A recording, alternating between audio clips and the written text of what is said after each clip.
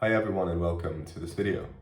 In this video, I'll talk about the collective unconscious. This video is meant to be a brief introduction of the collective unconscious. I have, just as a side note, many other videos on this channel on the collective unconscious that go into more detail. But in this video, I want to give you a brief and relatively quick introduction of what the collective unconscious is. Now, before we can start, we have to sort of assess the space in which we're talking. And this is the space in which we're talking generally on this channel, which is we're talking from the vantage point of the psychoanalyst Carl Jung.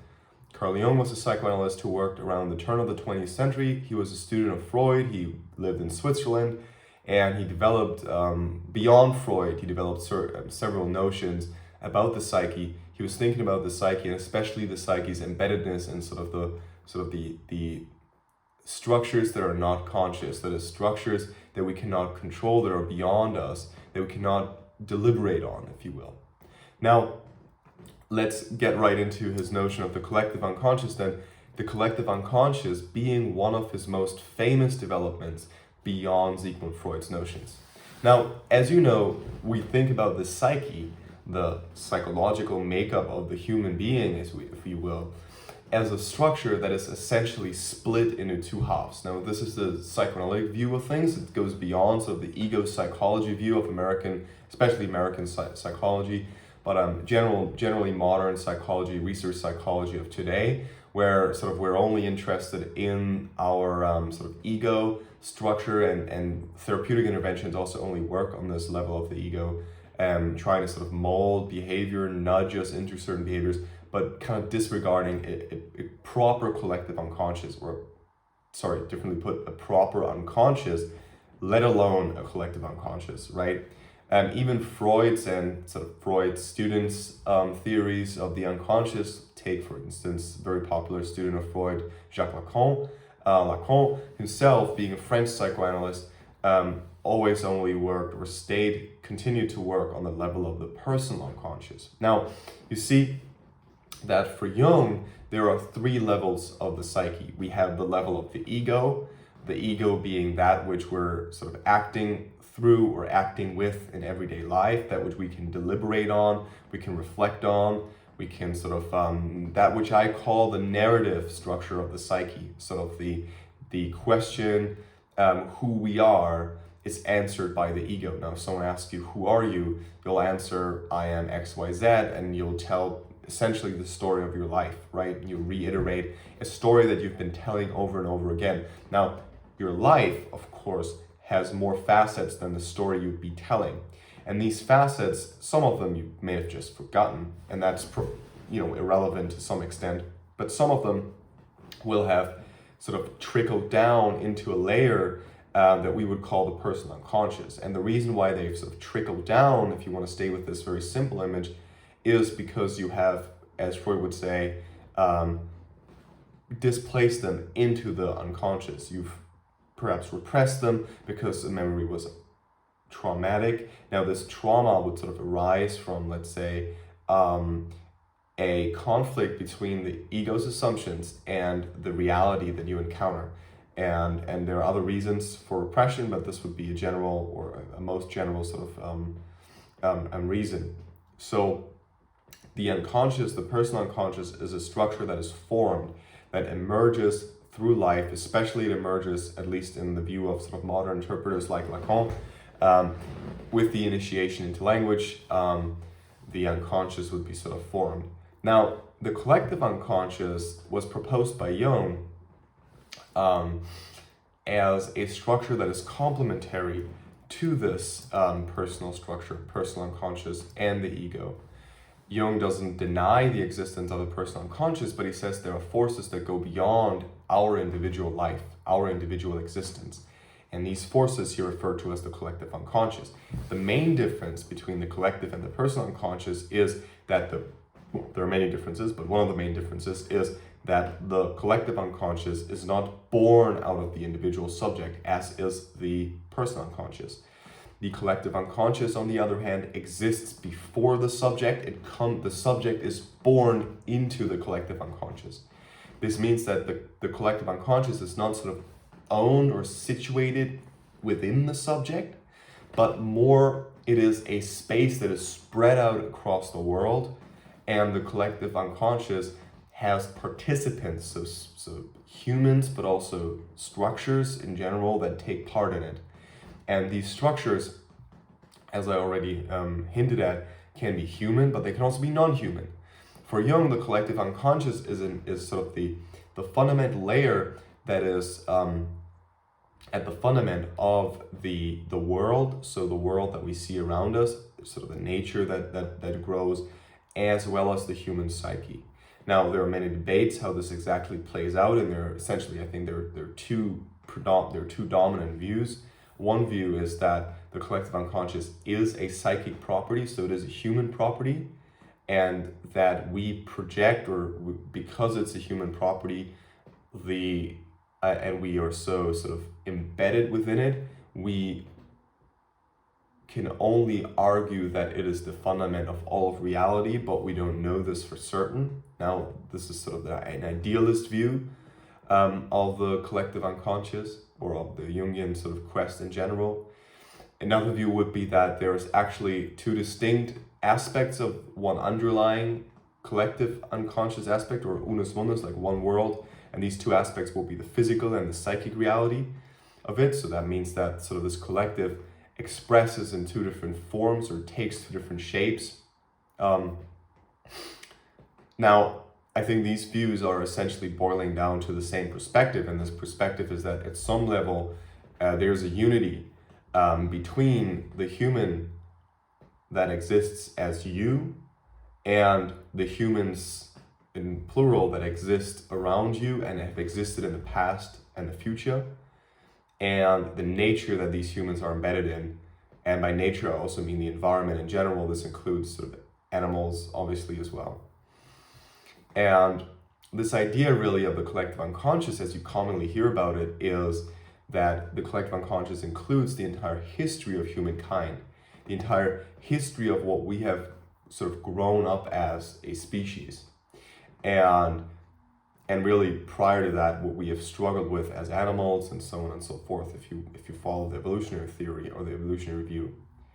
And this means that the collective unconscious contains behavioral patterns that we have as humans always pursued in this sort of struggle or interaction, I shall say, with the environment that we're embedded in. And I think this is really the key also to understanding, you may have guessed, the archetypes.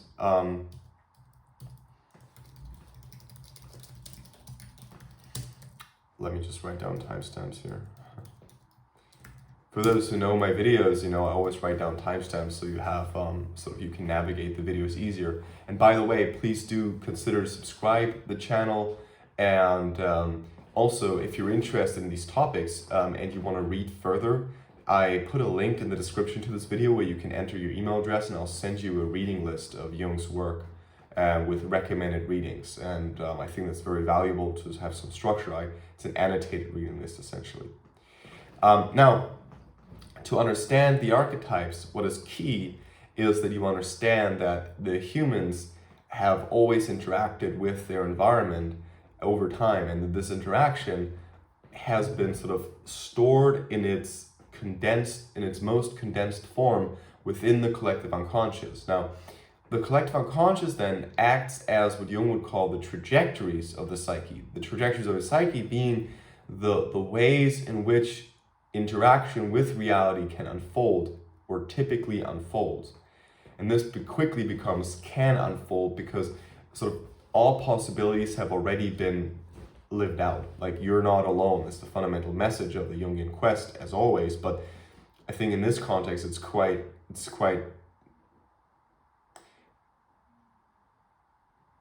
apparent, because the struggles that we live in our daily lives now have been lived by millions of people before us in different manifestations, right? But the same patterns have been lived out before. And I think this is the fundamental message also of the archetypes. The archetypes are never manifested, at least in their archetypal space, in the space of the collective unconscious. But in this space, they're always just patterns. They're simply trajectories. They're abstract. And with abstract, what I mean is they're removed from a concrete manifestation within sort of a concrete reality. That is, if you look at a movie, let's say, and you see, let's say, Harry Potter, you see Harry Potter descending into sort of the Chamber of Secrets and going through all these tests to then raise up the treasure, lift the treasure from the Chamber of Secrets. What you see is not an archetype. What you see is a manifestation of an archetypal journey, the hero's journey in this case, manifested within a certain context, within a time, within a certain symbolic context, and so on. So there's always an intertextual reference going on when you think about the archetypes, right? It's never just the archetype, but there's always sort of, on multiple levels, there's always a reference going on here, right? In Harry Potter, you have this sort of the modern context, sort of this imagination of wizardry, which is sort of a modern invention with the whole, magic stick and all of that. And then you have sort of the symbolic manifestation within this context of alchemical symbolism, which you have playing out a lot in the movie. But then you also have this sort of this English, sort of very specific English cultural context with the architecture and the sort of the speech and all that. So you have a lot of references, cultural references, sort of, I would say, intertextual references within the movie or within the books themselves that play onto the archetype. And in this way, the archetypes are constantly remanifested within our own life, within our own existence. And that's sort of the entire purpose of the human quest, is this remanifestation of the archetypes within the human, within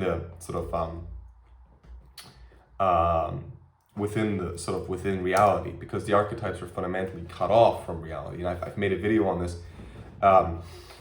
basically explaining or suggesting that the human purpose of human life is moving through these three world layers, right? Moving to the archetypes, into the underworld, and then sort of from that and bringing into emergence or bringing into existence a world of the humans, sort of the world proper that we exist in, sort of world as opposed to earth, as a third layer, like, right, this mediation process. You have a thesis, that's the archetype. You have an antithesis, that's the unknown. And then you have a synthesis, which is sort of the world that we come to exist in.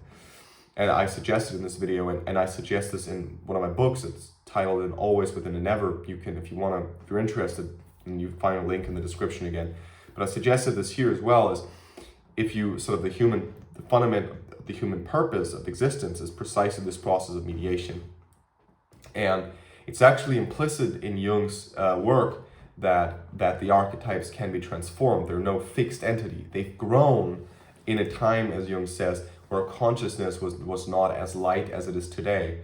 But they continue to grow in precisely these movements, right? In these movements, I call it the transcendental movement. I don't use this word in the book and Always Within Never. I didn't have it at my disposal there yet. I developed it a couple of years later. I wrote the book, I think 6-7 years now. Wow. No, I'm not sure. Well, I published it in 2020, I think. But it's been a while since I wrote it. So until since then, I've developed new terminology. So the transcendental movement is sort of this: you transcend into the realm of the archetype, you descend, and so it's all into the underworld. So it's transcendental. But that's essentially the idea remains the same, right? That you find purpose, you create purpose precisely in this mid realm, in this realm in between, in this liminal space. And in this liminal space, the archetypes, or through this liminal space, the archetypes are transformed. I mean, that's the entire purpose of the hero's journey, right? The entire purpose of the hero's journey, as I read it at least, is that to bring back, to give back. Like, you never keep, you don't ever get to keep, you always give back. And I think that's sort of the whole idea of the archetypal quest as well, right? Anyways, I hope this gave you some insight into the collective unconscious and the space of the archetypes. Didn't end up being such an introductory video, but I hope it gave you insight anyways. And thanks for watching. I appreciate it, and do leave a like to boost the algorithm, and subscribe, of course, if you like this content. And also, I think this is the most important of all the blah blah at the end of a video. Do leave a comment, because it's important for me to understand what you want to learn and what you want to think about, and what you want me to continue talking about here. Thanks a lot.